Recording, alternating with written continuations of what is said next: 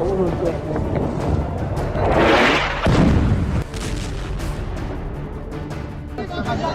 קטע, נפל פה רסיס ליד הבית שלה.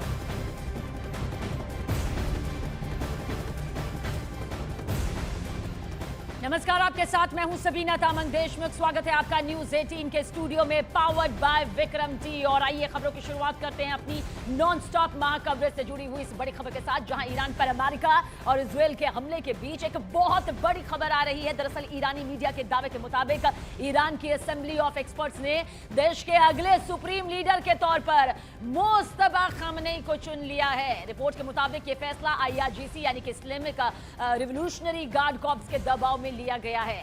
Mustafa Khamenei supreme leader Ali Khamenei के बेटे हैं।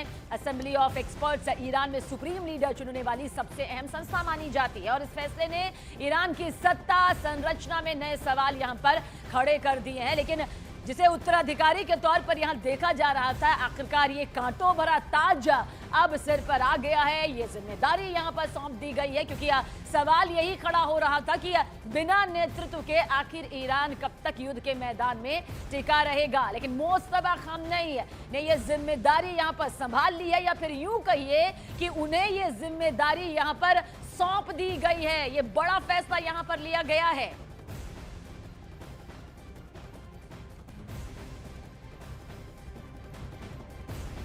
ईरान की राजधानी तेहरान जोरदार हमलों से देखिए दहल उठी है। रिपोर्ट्स के मुताबिक अमेरिकी B-2 स्पिरिट बॉम्बर विमानों ने IRGC के कमांड एंड कंट्रोल सेंटर, हथियार डिपो और मिसाइल प्रोग्राम से जुड़े ठिकानों को निशाना यहां पर बनाया है। यानी कि सीधे तौर पर कहा जा सकता है कि महायुद्ध का आज 5वां दिन है और भयानक तस्वीरें लगातार युद्ध के मैदान से निकलकर सामने आ रही है। आप देखिए कैसे IRGC के ठिकाने यहां पर खुद ब खुद निशाना यहां पर बन गए हैं। वही IRGC जिसके कंधे पर बड़ी जिम्मेदारी ईरान की सुरक्षा की रही, जिसके कंधे पर बड़ी जिम्मेदारी खामनेई की रही। हालांकि खामनेई के खात्मे के बाद खुद इसके मुख्यालय को भी यहां पर टारगेट बनाते हुए ध्वस्त कर दिया गया।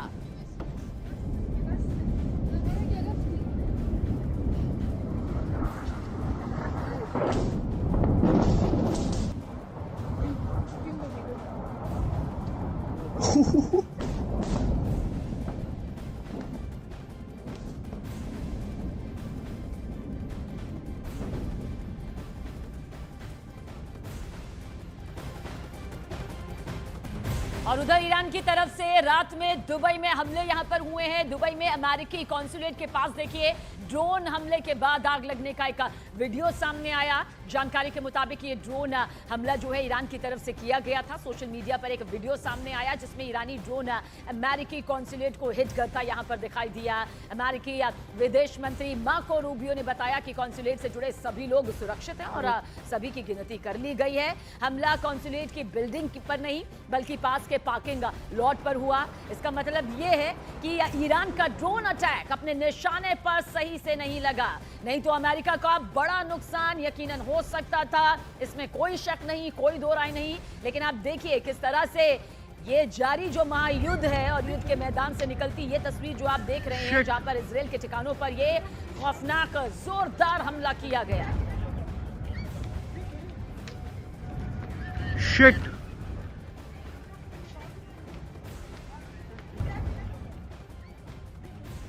और आइए महायुद्ध से जुड़ी हुई ये 3 तस्वीरें इस वक्त आपके सामने मौजूद हैं, जहां पर इजरायल के ठिकानों पर यह हमला किया गया है। लेकिन सबसे पहली तस्वीर आप देखिए ईरान का हमला कैसे यहां पर सामने आता है, जहां दुबई में ये ड्रोन अटैक होता है। उसके बाद US कॉन्सुलेट के पास में जो आग का ये गोला आप देख रहे हैं, जिसमें आप अमेरिका का दावा ये है कि कॉन्सुलेट के सभी कर्मचारी पूरी तरह से सुरक्षित हैं और पूरी तरह से महफूज हैं। हालांकि मौके से निकलकर जो ये तस्वीर सामने आई है वो ये बताने के लिए काफ़ी है कि किस तरह से अमेरिकी बेस, अमेरिकी दूतावास को ईरान के जरिए सीधे तौर पर निशाना बनाया जा रहा है, ताकि बड़ा नुकसान, बड़ा झटका वो अमेरिका इजरायल को पहुंचा सके।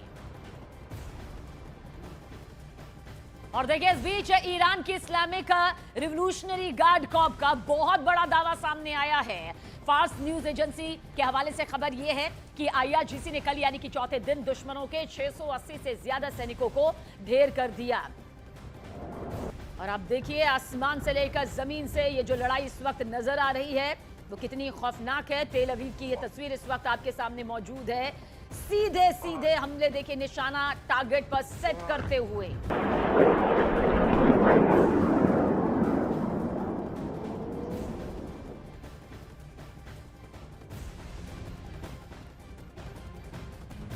और इस बीच अमेरिकी राष्ट्रपति डोनाल्ड ट्रंप ने होर्मुज स्ट्रेट को लेकर एक बहुत बड़ा बयान दिया है। ट्रंप ने कहा है कि अमेरिका अब गल्फ से गुजरने वाले जहाजों को प्रोटेक्शन देगा।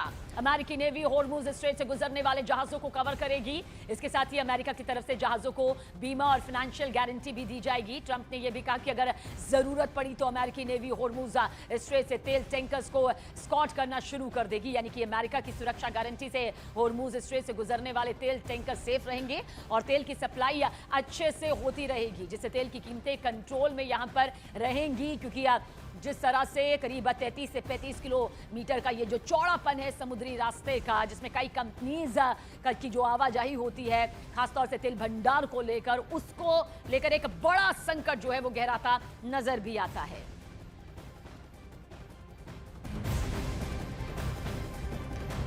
उधर होर्मुज स्ट्रेट्स में हालात बिगड़ते जा रहे हैं। विदेशी समाचार एजेंसी की जानकारी के मुताबिक तेल टैंकर और कार्गो शिप्स लंबी लाइंस में फंसे हुए हैं। दुनिया के कुल तेल व्यापार का करीब 20% इसी रूट से गुजरता है। सोचिए ये दुनिया की अर्थव्यवस्था का 20% वो हिस्सा है जिसका डामाडोल होने का मतलब सीधे तौर पर है बहुत ही बड़ा नुकसान, बहुत बड़ा महासंकट। इसलिए यहाँ रुकावटों से आने वाली ग्लोबल ऑयल और गैस की कीमतों में तेजी यहाँ पर देखी भी जा रही है।